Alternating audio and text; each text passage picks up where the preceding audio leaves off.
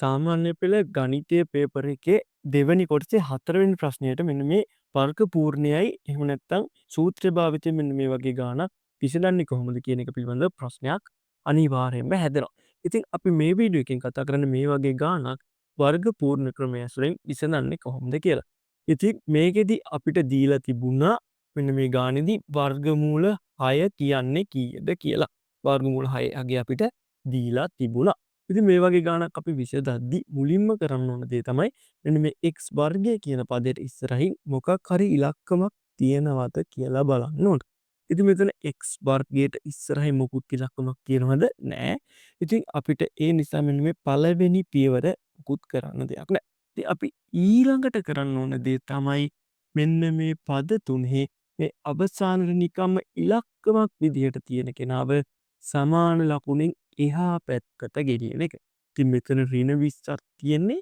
ඍණ 20 එහා පැත්තට ගෙනිච්චොත් මේක ධන 20ක් වෙනවා. ඉතින් එතකොට අපිට එනවා x වර්ගය එකතු කිරීම 4යි x කියලා මේ පැත්තට එහා පැත්තට එනවා මොකද්ද මේ ඍණ 20 එහා පැත්තට ගෙනිච්චාම ධන 20ක් කියලා 20ක් විදිහට මම ඒක ලියා ගන්නවා. ඉතින් අපි තුන්වෙනි පියවර විදිහට කරන්න ඕන මොකද්ද මෙන්න මේ x එක්කන් ඉන්න පදේ ගණනවා 4 අන්න එයාව දෙකට බෙදනවා 4 දෙකට බෙදුවම 2යි මෙන්න මේ දෙකේ වර්ගය මේ පැත්තටයි මේ පැත්තටයි දෙපැත්තටම එකතු කරනවා සමාන ලකුණේ වම් පැත්තටයි දකුණු පැත්තටයි දෙපැත්තටම එකම දේ කරා කියන්නේ මේකේ කිසිම වැරැද්දක් නැහැ. ඉතින් මට මෙන්න මේ දෙකේ වර්ගය කියන එක දෙපැත්තටම දැන් එකතු කරගන්න පුළුවන්. ඉතින් අපි ඒක එකතු කරගත්තොත් මට මේ පැත්තේ එනවා x වර්ගය එකතු කිරීම 4යි x එකතු කිරීම 2 වර්ගය කියලා. එහා පැත්තට මට එනවා 20 එකතු කිරීම 2 වර්ගය කියලා. ඊළඟට මම මෙන්න මේ 2 වර්ගය කියන එක ලසුරුල 2 වර්ගය කියන්නේ ඊයද 4 කියන එක. ඉතින් මට මෙහෙම ලියා ගන්න පුළුවන්. ඊළඟට මම ඊළඟ ස්ටෙප් එකේදී මොකද කරන්නේ?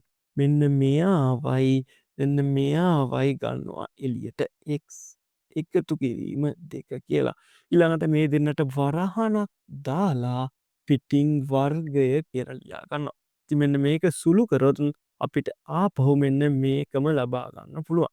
මේක සුළු කරොත් මේකම ඉන්න නිසා ඒකේ වැරැද්දක් නැහැ. ඉතින් සමාන ලකුණු එහා පැත්ත ගැන අපි කතා කරොත් මෙතන ඉන්නවා 20ක් මෙතන ඉන්නවා 4ක් 20යි 4යි එකතු කරාම කීයද 24යි කියලා අපිට ලියා ගන්න පුළුවන්. ඉතින් ඊළඟට මම මොකද කරන්නේ මෙන්න මේ වර්ගය කියන කෙනාව එහා පැත්තට අරන් යන වර්ගය එහා පැත්තට ගියොත් වර්ග මූලයක් වෙනවා. ඉතින් එතකොට x ධන 2 මේ පැත්තේ තියෙනවා. එහා පැත්තේ ඉන්නේ 24 වර්ගමූලය. 24 වර්ගමූලය කියලා දැක්ක මෙතන ධන හෝ ඍණ කියලා දාන්න ඕන. ඉතින් මෙන්න මේ විදිහට තමයි ඒක එන්නේ. ඊළඟට අපි මොකද කරන්න ඕන මෙන්න මේ 24 කියන ඉලක්කම බලනවා අපි අර ගානේ අගය දීලා තිබ්බේ අපිට මේකේ වර්ගමූල 6 අගය දීලා තිබ්බ කිව්වම අන්න ඒක දීලා තියෙනවා. ඉතින් අන්න ඒ විදිහට මේ 24 කියන කෙනාව හදා ගන්න ඕන. ඉතින් 24 6 වරක් කීයද බලන එක තමයි ඇත්තටම කරන්නේ. ඉතින් 24 කියන්නේ අපි දන්නවා 6 වරක් කීයද 6 වරක් 4ට. මට ඒක ලියා ගන්න පුළුවන් x ධන 2 සමානයි ධන හෝ ඍණ වර්ගමූලයේ ඇතුලේ 6 ගුණ කිරීම 4 කියලා. ඉතින් 6 වරක් 4 තමයි 24 ඒක වැරද්දක් නැහැ. ඉතින් 4 කියන එක කෙනා අපිට ලියා ගන්න පුළුවන් කී කියලාද 2 වර්ගය කියලා. මේ පැත්තේ අපිට එනවා x ධන 2 කියලා. එහා පැත්තේ අපිට එනවා කීයද ධන හෝ ඍණ එන්න මේ වර්ගමූල 6යි මම මෙන්න මේ වර්ගමූල 2 වර්ගයයි කියලා හම ලියා ගන්නවා. ඒකේ ගැටලුවක් නැහැ ගුණ කරාම ඔය විදිහටම ආපහු අපිට එන හින්දා. ඉතින් මේකෙදි දැන් මට පුළුවන් මෙතන තියෙනවා අපිට 2 වර්ගය කියලා. 2 වර්ගයේ වර්ගමූලය කියන්නේ 2යි. මොකද මේ වර්ගයට වර්ගමූලය කැපෙනවා. ඉතින් එතකොට මේ 2 ඉලක්කයක් මෙතනින් එනවා. මම මේ 2 ඉලක්කව මෙන්න මෙතන ඉස්සරහින් ලියා ගන්නවා. එතකොට අපිට එනවා මොකද්ද x ධන 2 සමානයි ධන හෝ ඍණ 2යි වර්ගමූල 6 කියලා. ඊළඟට අපි මොකද කරන්නේ මෙන්න මෙයාව එහා පැත්තට ගෙනියනවා x ට අගය ලබා ගන්න. ඉතින් එතකොට මට එනවා මෙතන x කියලා මේ පැත්තේ තියෙනවා ධන 2ක්. ධන 2 එහා පැත්තට ගියාම ඍණ 2යි. මෙන්න මේකට ධන හෝ ඍණ 2යි වර්ගමූල 6 කියලා. මොකද්ද මේ ධන හෝ ඍණ කියන්නේ? අපිට ධන අවස්ථාවකුත් එනවා ඍණ අවස්ථාවකුත් එනවා කියන එක. ඉතින් එතකොට මම ඒක මෙතනින් ලියාගත්තොත් මට ලියා ගන්න පුළුවන් x සමානයි ඍණ 2 ධන හෝ ඍණ 2යි වර්ගමූල 6 කියලා. මේකට ධන අගයකුත් එනවා ඍණ අගයකුත් එනවා. කියන්නේ මොකද්ද? මෙන්න මෙහෙම x සමානයි ඍණ 2 මෙතනින් ධන එක විතරක් ගත්තොත් අපි ධන 2යි වර්ගමූල 6 කියලා එනවා.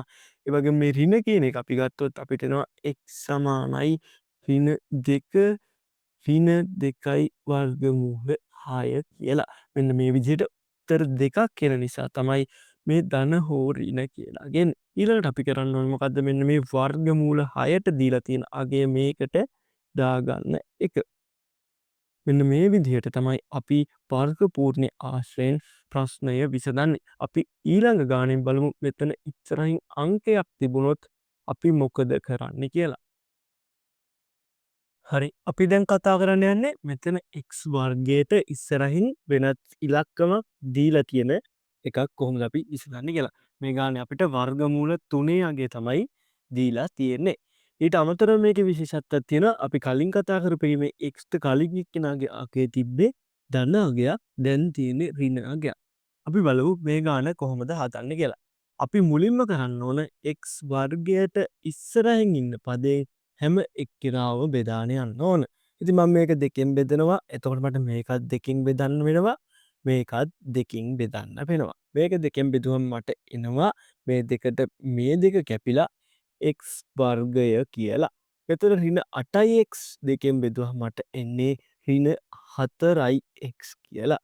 මෙතන ඍණ 16 දෙකෙන් බෙදුවම මට ඍණ 8ක් කියලා එනවා. මෙන්න මේක තමයි බිඳුවට සමාන වෙන්නේ. එහා පැත්තේ බිඳුව දෙකෙන් බෙදුවත් බිඳුව නිසා කොහොමත් ඒ පැත්ත බිඳුවයි. ඊළඟට අපි කලින් එකේ වගේම මේ ඍණ 8 එහා පැත්තට අරයි යන්න ඕන. එතකොට මට එනවා x වර්ගය ඍණ 4x සමානයි 8යි කියලා. ඊළඟට මම මොකද කරන්න ඕන? මෙන්න මේ ඍණ 4 කියන එක්කෙනා ඍණ 4 කියන එක්කෙනා දෙකින් බෙදලා ඒ එන එක්කෙනාගේ වර්ගය දෙපැත්තටම එකතු කරන්න ඕන. ඍණ 4 දෙකෙන් බෙදුවම මට එනවා ඍණ 2ක් කියලා.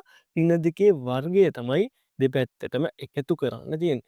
ඉතින් අපි ඒක කරමු මෙන්න මේ විදිහට x වර්ගය ඍණ 4x එකතු කිරීම ඍණ 2 වර්ගය එහා පැත්තට එනවා මට 8 එකතු කිරීම ඍණ 2 වර්ගය කියලා. ඉතින් මෙන්න මේ වගේ වෙලාවට දැන් මෙතන ඍණ අගයක් තියෙන්නේ. අපි එතකොට කරන්න ඕනේ මේ ඍණ අගයත් එක්කම තමයි x ගන්න. ඒ කියන්නේ x ඍණ 2යි කියලා නම් අන්න එයාගේ වර්ගය තමයි මේ පැත්තට එන්නේ. අපි මේක සුළු කරොත් අපිට ආපහු මේක ලබා ගන්න පුළුවන් වෙනවා. එහා පැත්තේ මට මෙතන 8යි මෙතන ඍණ 2 වර්ගය කියන්නේ 4යි 8යි 4යි එකතු කරාම 12යි කියලා එනවා.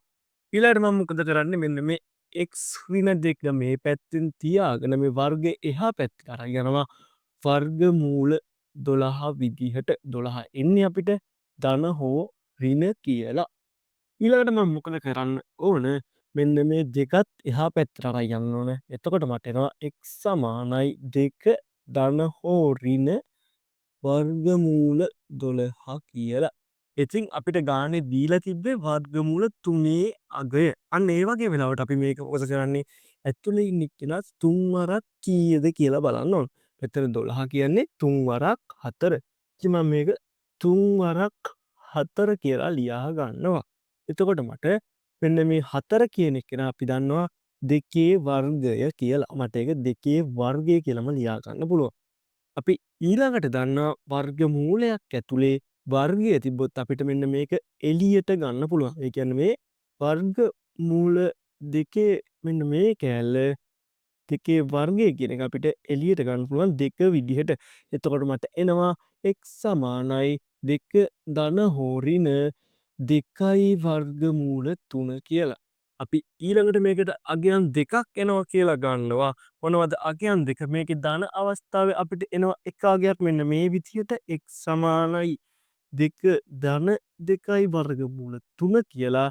අය ඍණ අවස්ථාව වෙනවා අපිට x සමානයි 2 ඍණ 2යි වර්ගමූල 3 කියලා. ඉතින් අපිට ගන්න මෙතන වර්ගමූල 3 අගය දීලා තියෙනවා. අන්න ඒක අපිට ආදේශ කරන්න තමයි තියෙන්නේ මෙන්න මෙතෙන්ට. මම මේකේ අගයක් දාලා නැහැ. මං හිතන්නම් 1.72 කියලා. අන්න ඒ වගේ අගයක් දීලා තියෙනවා. අපි ඒක ආදේශ කරන්න තමයි තියෙන්නේ මේ වර්ගමූල 3 වෙනුවට. මම මේ ධන අවස්ථාවට ඒක හැදුවොත් මෙන්න මේ විදිහට එනවා 2 එකතු කිරීම 2යි මේක වෙනුවට මම 1.72 කියලා දාගන්නවා. දැන් අපි සුළු කරන්නේ කොහොමද? මෙතන 2 තියෙනවා. මෙතන දෙවරක් 1.72 කියන්නේ කීයද? 3.44 කියලා. ඉතින් මේක සුළු කරාම මට 5.44 එනවා. අන්න ඒ විදිහටම අපිට x සමානයි 2 ඍණ 2යි වර්ගමූල 3 වර්ගමූල 3ට හරි අගේ දාලා සුළු කරන්න තමයි තියෙන්නේ. ඉතින් මේක සුළු කරලා කමෙන්ට් එකක් විදිහට උත්තරේ දාන්න කියලා මතක් කරනවා.